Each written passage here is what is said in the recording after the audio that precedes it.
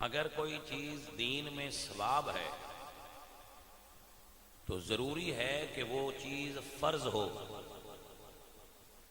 اگر فرض نہ ہو تو واجب ہو، واجب نہ ہو تو سنت مؤکدہ ہو، سنت مؤکدہ نہ ہو تو غیر مؤکدہ ہو، اور سنت غیر مؤکدہ نہ ہو تو کم از کم مستحب ہو، اور اگر مستحب بھی نہ ہو تو مباح ہو، جو کسی ایک درجے پہ بھی نہیں، اور آپ اس کو دین میں داخل کریں گے تو اس کے لیے حضور کا ارشاد ہے کل دلالۃ فی النار، کل بدعۃ دلالہ وکل دلالۃ فی النار، ہر بدعت گمراہی ہے اور ہر گمراہی دوزخ میں لے جائے گی۔ ابھی یہاں ہمارے شہر میں ایک واقعہ ہوا جس کی وجہ سے میرے ذہن میں یہ چیز چل رہی ہے کہ کوئی بھائی صاحب فوت ہوئے تو ان کے جنازہ پر ڈھول بجائے گئے اور موسیقی کا اہتمام کیا گیا، اور موسیقی کے اہتمام کے ساتھ وہ اس کے جنازے کو اٹھایا گیا اور جنازے کو لے جایا گیا۔ تو آپ بتائیں جب دنیا دیکھے گی اسلام کا چہرہ کہ یہ مسلمان ہیں جو میت کے ساتھ ڈھول باجے لے کے جا رہے ہیں، تو یہ کون سا دین ہے اور یہ کیسا دین ہے آپ کا؟ یہ ہیں وہ امور جن کے بارے میں حضور نے ارشاد فرمایا ہے کہ کل بدعۃ ضلالہ وکل ضلالۃ فی النار، یہ دوزخ میں لے جانے والے کام ہیں کہ دین میں اپنی طرف سے اضافہ کر رہے ہیں۔ یہ جو ساز اور باجے ہیں ان کو تو شریعت نے کسی جگہ بھی روا نہیں رکھا، اور آپ ایسی بدعتوں کو دین میں شامل کرنا چاہتے ہیں۔ تو ہم اہل سنت و جماعت ہونے کی حیثیت سے اپنی طرف سے ایسی چیزوں سے بیزاری کا اعلان کرتے ہیں۔ اگر کوئی بھائی ایسا کام کرتا ہے تو وہ اہل سنت میں سے نہیں ہے، وہ اہل بدعت میں سے ہے۔ اہل سنت اور اہل بدعت میں یہی تو فرق ہے۔ پرابلم یہ ہے کہ اہل بدعت کو اہل سنت سمجھا جاتا ہے اور ہر بدعتی کو اہل سنت کے کھاتے میں ڈال دیا جاتا ہے، اور ہر بدعت کو اہل سنت کے کھاتے میں لکھ دیا جاتا ہے۔ وہ جیسے ہوتا ہے نا کہ تھانے میں کافی سارے نامعلوم چوری ڈکیتی کے پرچے ہو چکے ہوتے ہیں، تو کوئی ایک ان کے ہتھے چڑھ جاتا ہے تو وہ سارے اسی کے کھاتے میں ڈال دیتے ہیں۔ تو اہل سنت کے ساتھ بھی ایسا کرتے ہیں لوگ کہ جتنے 2 نمبر دھندا گیر پیر یہ ڈھونگیے بابے، ان کے سارے افعال قبیحہ کو اہل سنت کے کھاتے میں ڈال دیا جاتا ہے کہ یہ بھی اہل سنت ہے، یہ بھی اہل سنت ہے۔ یہ بھی اہل سنت کا مطلب کیا ہے؟ نہیں، آپ جو بیٹھے ہیں اتنی دیر سے میری گفتگو سنتے رہتے ہیں، آپ بتائیں اہل سنت کا کیا مطلب ہوگا؟ سنت والے بھائی دیکھو، اہل علم علم والے، اہل خیر خیر والے، تو اہل بیت گھر والے، اہل سنت سنت والے۔ بھائی جو بدعت والے ہیں وہ سنت والے نہیں ہو سکتے، جو سنت والے ہیں وہ بدعت والے نہیں ہو سکتے۔ تو یہ بدعتی ہیں اور جاہل ہیں، اور دین میں اپنی طرف سے اضافہ کرنے کا ہمیں اختیار ہی نہیں ہے۔ اب اس کو سمجھ لیں اور یاد فرما لیں، یہی مسئلہ سمجھانا، یہی ایک مسئلہ ہے جو آپ کی خدمت میں عرض کرنا تھا۔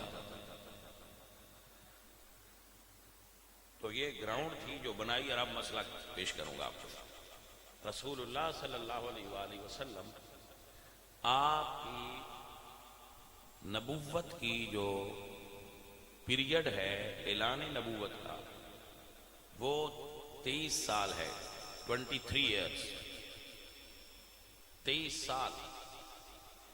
23 سال حضور نے دین بیان فرمایا اور اپنے وصال سے، اپنے دنیا سے جانے کے 2 مہینے قبل عرفات کے میدان میں جب سارے صحابہ کا اجتماع تھا اور اہل بیت بھی شامل تھے، اہل بیت بھی شامل تھے اور صحابہ بھی شامل تھے، تو حضور نے سب کا اکٹھا اجتماع کر کے ان کو اکٹھا خطاب کیا اور فرمایا کہ لوگوں، شاید اگلے سال میری تم سے دوبارہ اس جگہ پر ملاقات نہ ہو، یہ ہمارا آخری سال ہے، اور حضور نے اپنے وصال کے بارے میں حکم دیا، خبر دی، اور پھر فرمایا، یہ خطبہ حضور نے دن کے آغاز میں شروع کیا تھا۔ اپنی اونٹنی کسوا پر حضور بیٹھے تھے، اونٹنی پر بیٹھ کر حضور نے یہ خطبہ شروع کیا، اور اس خطبے کو حضور نے تقریباً دن کے آخری حصہ تک 5 بجے تک طویل خطبہ کیا،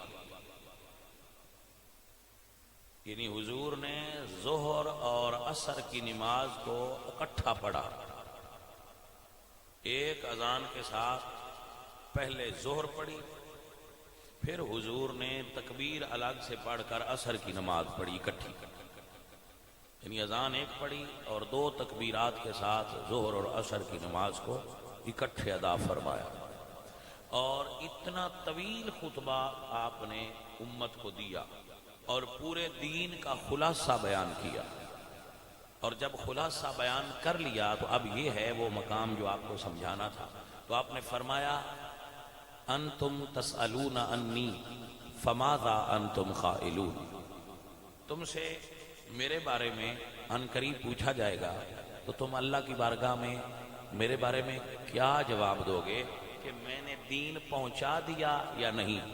اب حساس ہو جائیے، ایکٹیو ہو جائیے اور یہ جملے دھیان سے سن لیجئے۔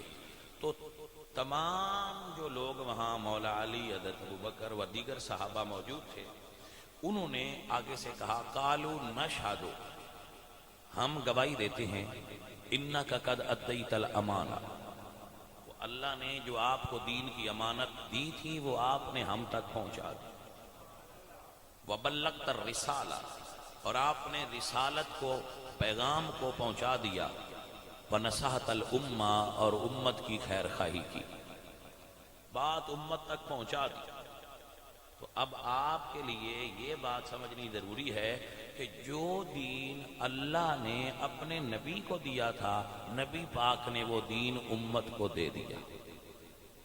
اب جب لوگوں نے اس کا اقرار کیا تو حضور نے شہادت کی انگلی 3 مرتبہ اٹھائی اور فرمایا، اللہم اشہد، اللہم اشہد، اللہم اشہد، اے اللہ گواہ ہو جا، اے اللہ گواہ ہو جا، اے اللہ گواہ ہو جا۔ تو اللہ نے گواہی کیا دی؟ اس وقت یہ آیت نازل ہوئی، الیوم اکملت لکم دینکم، آج کے دن تمہارا دین۔ یہ ہے وہ آیت جو دین کے آگے دیوار کی طرح کھڑی ہے کہ دین مکمل ہو چکا۔ اگر آپ اس آیت کو مانتے ہیں تو آپ کو یہ ماننا پڑے گا کہ دین حضور کے زمانہ ظاہری میں مکمل ہو گیا تھا، حضور کا وصال بعد میں ہوا، دین مکمل۔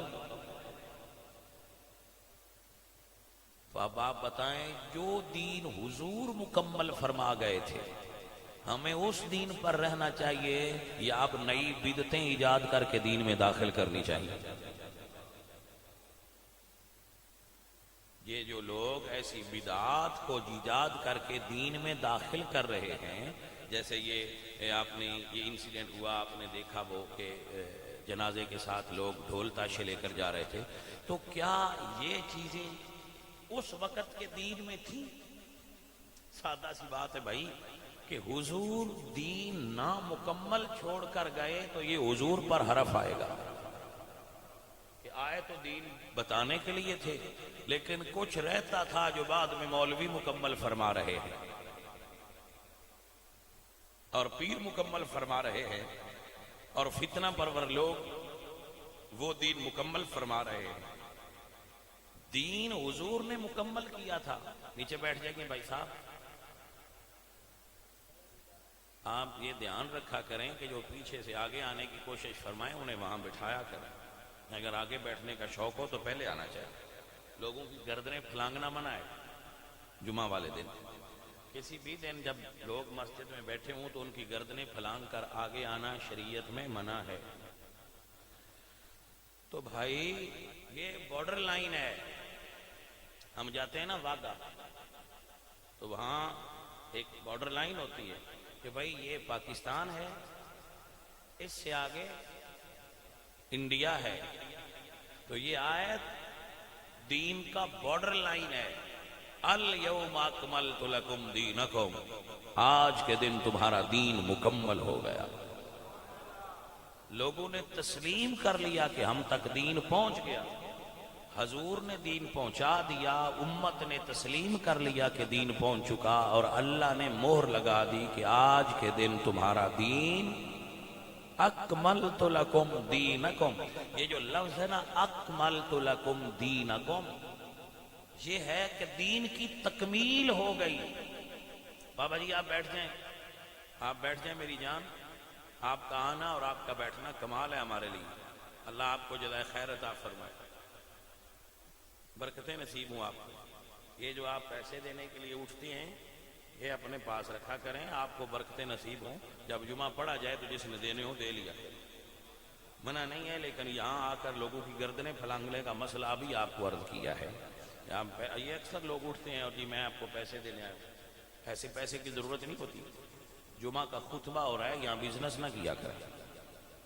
آپ کی مہربانی ہے، دین سمجھیں، آپ دین سمجھنے کے لیے آئے ہیں، یہاں بزنس نہیں ہوتا۔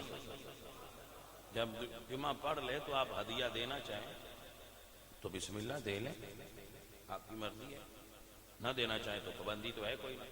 یہاں جمعہ بیچا تھوڑی جاتا ہے۔ ہاں جی، یہ تو محبت ہے آپ کی کہ آپ تشریف لاتے ہیں، اللہ آپ کو برکتیں عطا فرمائے۔ تو میں جو مسئلہ عرض کر رہا ہوں یہ انتہائی حساس نوعیت کا ہے، اس کو آپ کو سمجھنا چاہیے کہ دین، تین گواہیاں ہیں آپ کے پاس۔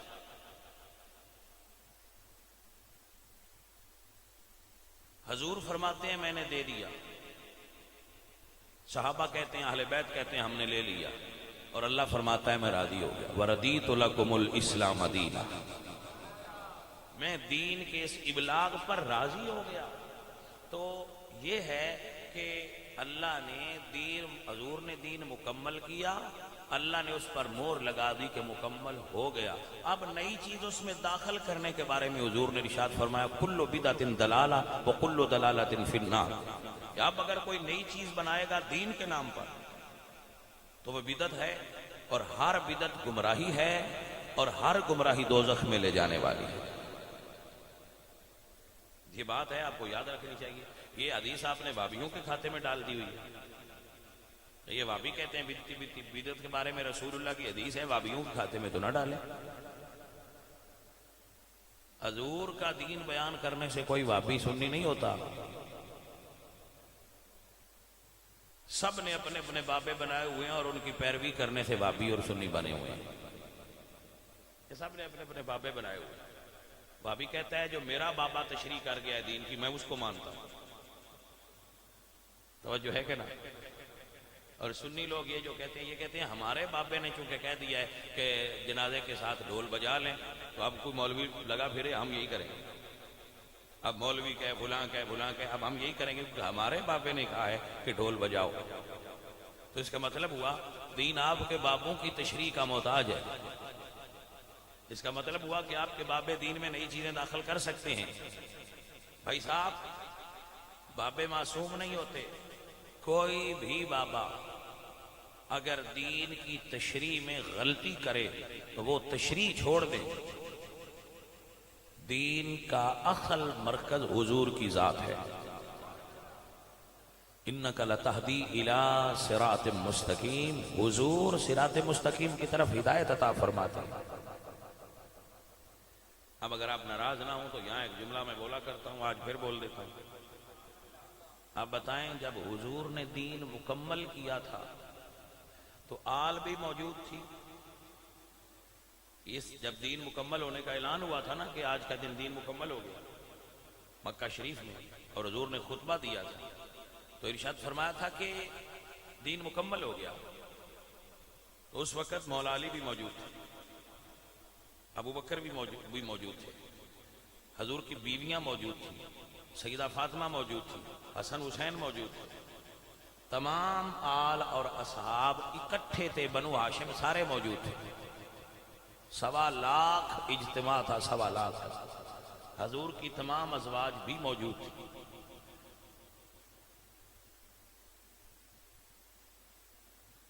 حضور نے سب کی طرف سے قربانی دی، سب کو کھانا دیا اپنی طرف سے، 100 اونٹ ذبح فرمایا حضور،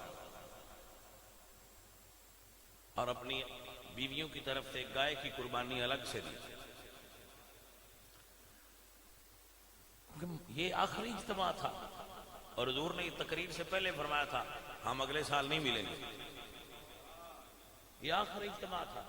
اب آپ سے سوال یہ پوچھنا ہے کہ جب سارے اکٹھے تھے اور سب سے گواہی لی گئی کہ دین مکمل ہو گیا تو سب نے گواہی دی، مولا علی نے دی کہ نہیں دی؟ ابو بکر صدیق نے گواہی دی کہ نہیں دی؟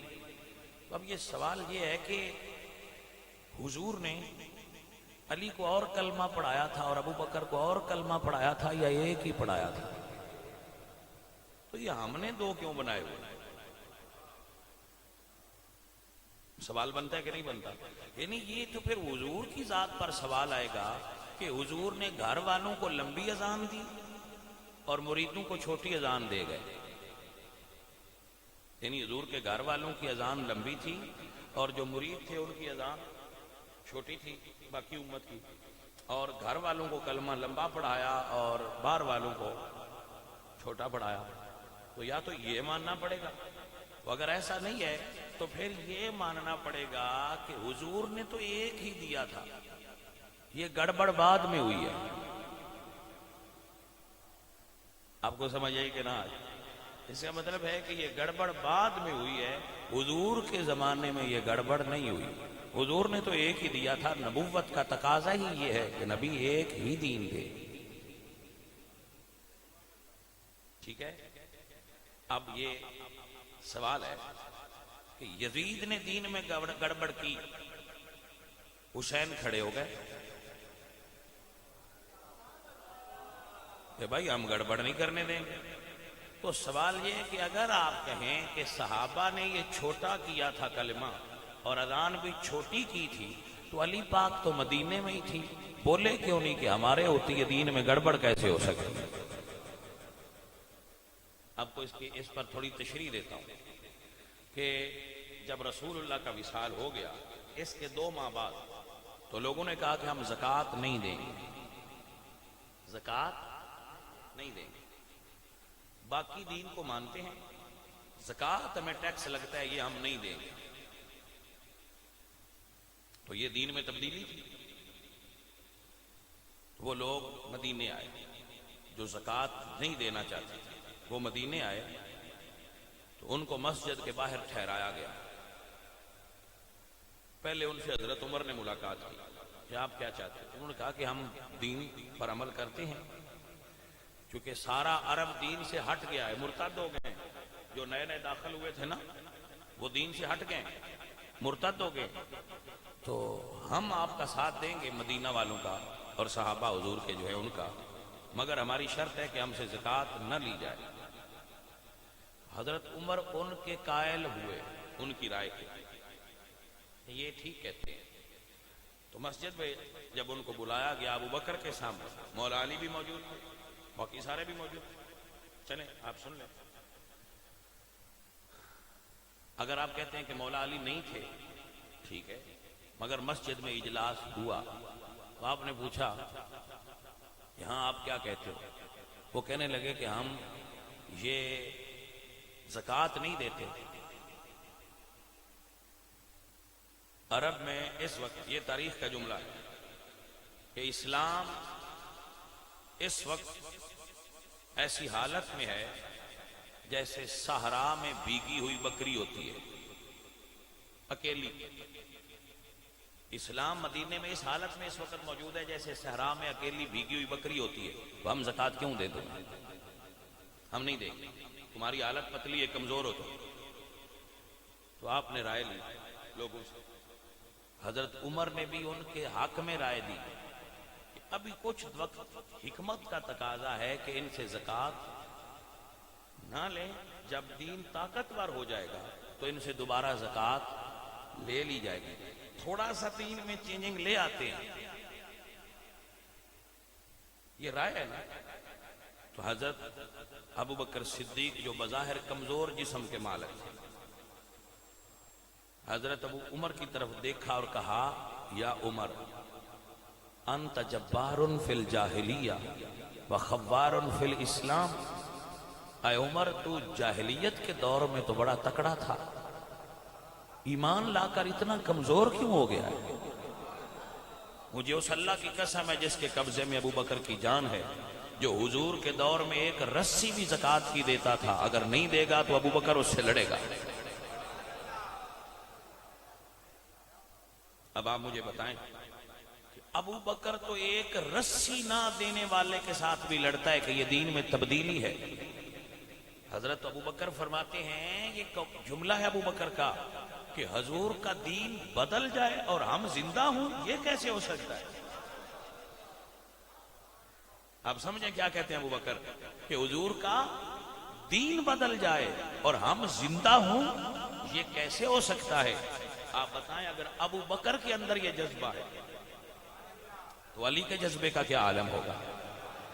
کیا مولا علی کا یہ عقیدہ نہیں تھا کہ دین بدل جائے اور علی زندہ ہو؟ یہ کیسے ہو سکتا ہے؟ اگر اذان کم کی جاتی، کلمہ چھوٹا کیا جاتا، قرآن میں تبدیلی کی جاتی اور علی زندہ ہوتے ہوئے بھی نہ بولتا، یہ تو علی کی شخصیت کے لیے جائز نہیں ہے۔ آپ نے مسئلہ سمجھا کہ نہیں سمجھا؟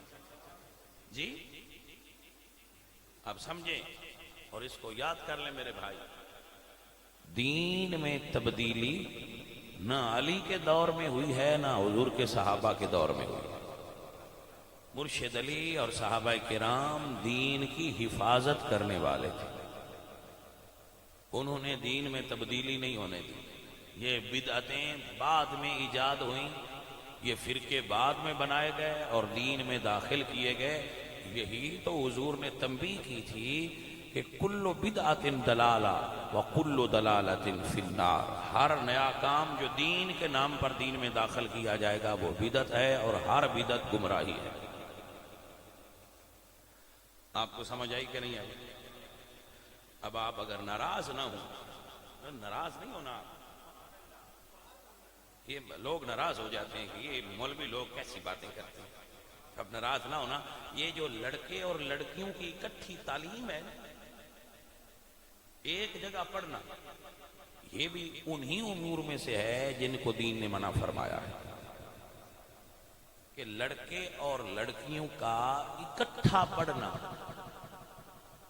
اے بھائی صاحب، آپ آگ اور پٹرول کو اکٹھا رکھ کر دعا مانگتے ہیں کہ انشاءاللہ آگ نہ لگے، تو کیسے بھائی آپ نادان ہیں؟ تو آپ نہیں جانتے یہ کتنی بڑی مغرب کی سازش ہے۔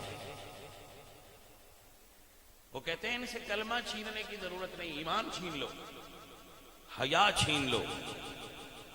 اذا فاتک الحیات فافعل ما شئت، جب حیا نکل جائے تو جو مرضی کر لو۔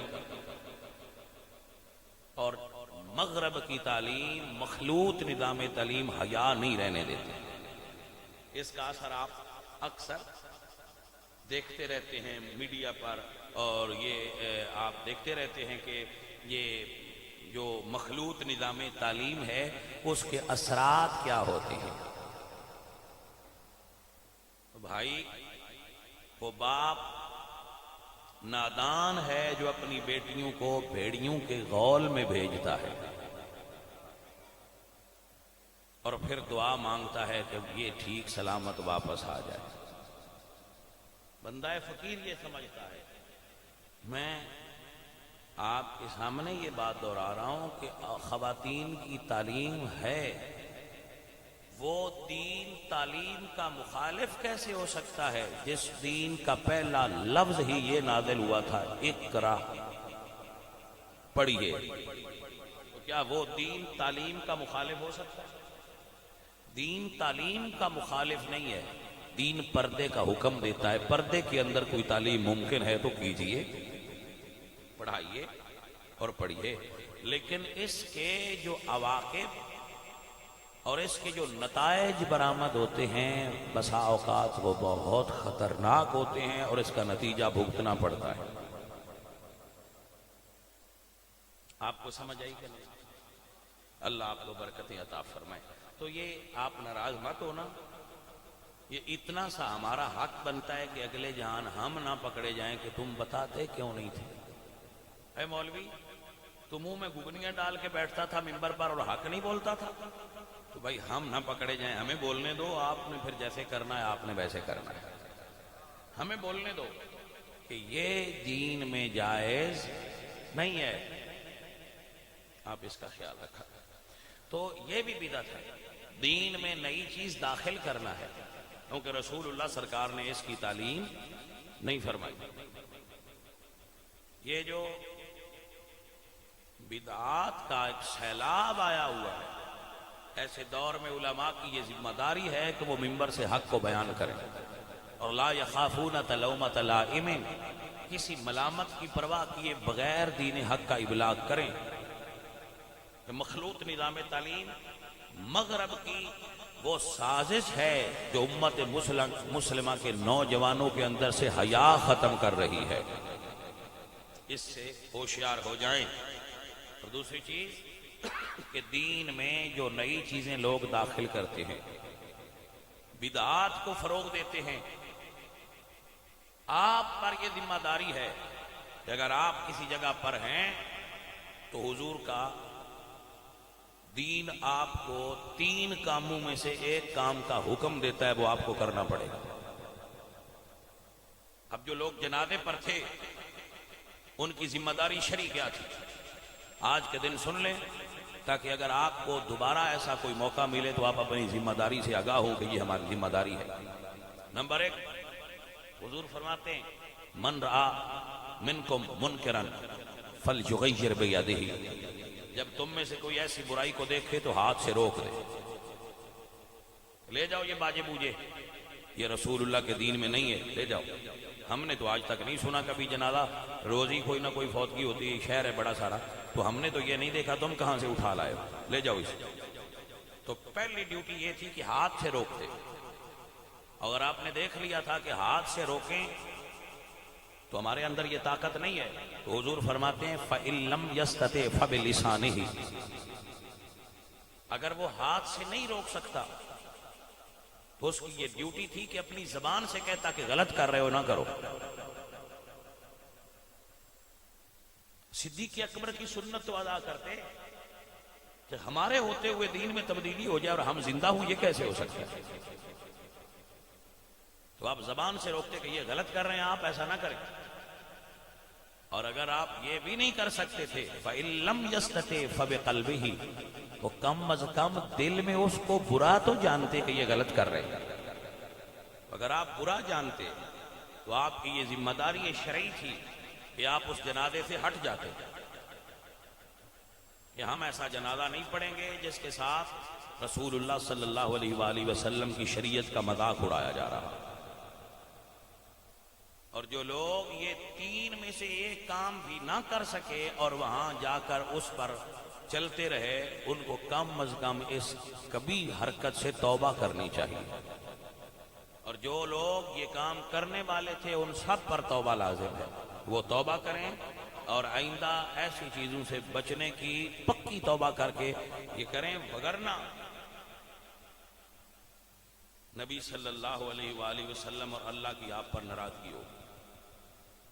تو آپ اپنا فرض سنبھالیے اور یاد رکھیے کہ بدعت کے ساتھ شامل ہونا اور خاموش ہو جانا یہ بھی ایک قسم کی کفر کے ساتھ راضی ہونا ہے. رضا بالکفر بھی کفر ہوتی ہے، یعنی کفر کے ساتھ راضی ہو جانا بھی تو کفر ہے نا. تو بدعت کے ساتھ راضی ہونا بھی بدعت ٹھہرے. تو بھائی ہم تو یہی کہیں گے سبحان ربک رب العزت عما یصفون.